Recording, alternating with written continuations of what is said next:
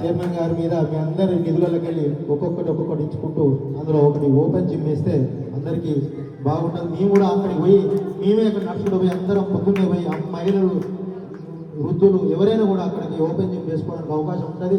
మీ అందరు దానిలోకి వెళ్ళి తలా ఇంత ఇచ్చి మా 18వ వార్డుకు సహకరించాలని చెప్పి మీ అందరి పేరుగా తిరగడం కూడా కారణం. అదే దానికి 8 లక్షలు అయితే దయచేసి మంచి 50,000 ఎంత ఉన్నా కూడా 18,590 మంచి 50,000 ఇచ్చి చేయాల్సిన బాధ్యత అనేది వహించదు.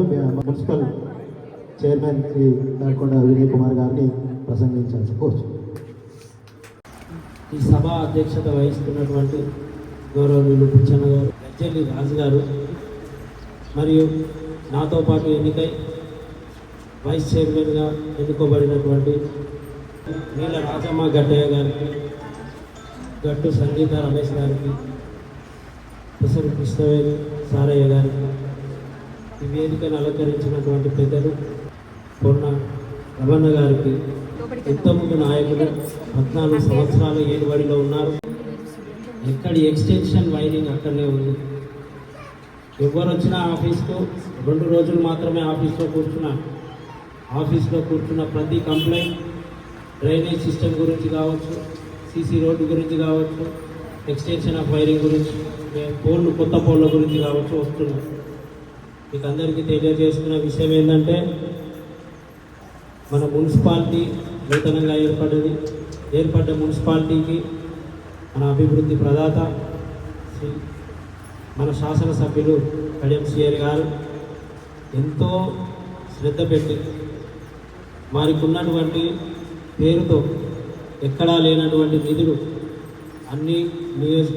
అన్ని మున్సిపాలిటీలకు కేవలం 17 నుంచి 18 కోట్లు రాగా కేవలం మన మున్సిపాలిటీకి మాత్రమే 50 కోట్ల రూపాయల ఫండ్ తేవడం జరిగింది. అందులో ప్రధానమైనటువంటి 3 సమస్యలు మీరు అడిగిన సమస్యలే. ఒకటి రోడ్లు, రెండోది శానిటైజేషన్, తర్వాత కరెంటు. 14 సంవత్సరాల ఏలుబడిలా రోడ్లు అందించలేని ప్రభుత్వాన్ని చూసినాం. 14 సంవత్సరాల ఏలుబడిలా నీళ్ళు అందించలేని ప్రభుత్వాన్ని చూసినాం. కరెంట్ ఇవ్వలేని ప్రభుత్వాన్ని చూసినాం. తప్పకుండా చెప్తున్నాం, మా ఈ ఏలుబడిలో మా అందరి సహకారంతో మీ మోడల్ కాలనీని ముందు ఎలాగా ఉంది, మా 5 సంవత్సరాల పాలన తర్వాత ఎలాగుందో మీరే మాకు చెప్తారని నేను చెప్తున్నాను. ఎందుకంటే ఇది అవసరం ఉన్నటువంటి ప్రాంతం. కొత్తగా ఏర్పడ్డటువంటి కాలనీ, రోడ్లు సరిగా లేవు. ఇంతకుముందున్న కాలనీలలో రోడ్లు ఉన్నాయి కానీ ఖరాబ్ అయినాయి, కానీ ఇక్కడ అస్సలే లేవు. తప్పకుండా కొత్త దృష్టి సారిస్తాం. అధికంగా మీ పైన దృష్టి పెడతాం. రోడ్ల పైన కావచ్చు, డ్రైనేజ్ సిస్టమ్ పైన కావచ్చు, పోల్ ఎక్స్టెన్షన్ విషయంలో కావచ్చు, అన్నిటిపైన దృష్టి పెట్టి మీకు మెరుగైన సేవలు అందిస్తామని ఈ సభాముఖంగా తెలియజేస్తున్నా.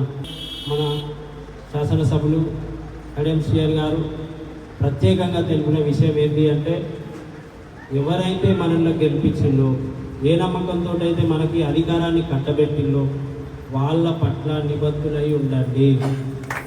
వాళ్ళకు మీరు 24 గంటలు సేవలు అందియండి అని మాకు ప్రత్యేకమైనటువంటి ఆంక్షలు జారీ చేయడం జరిగింది.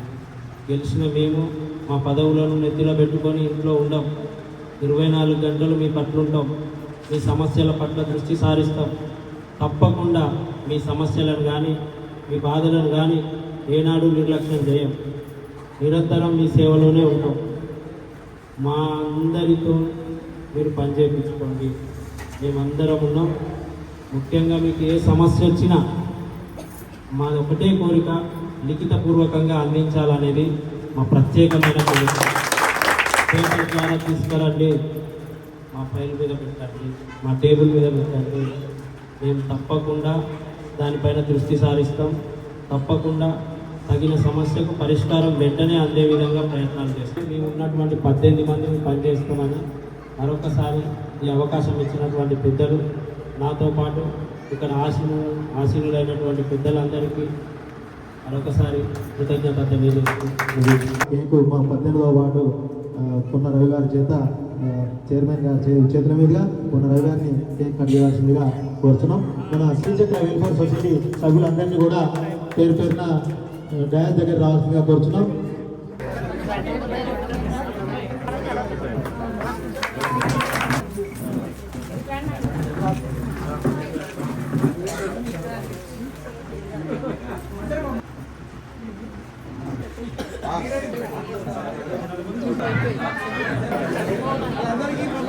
Thank you very much. సరేనా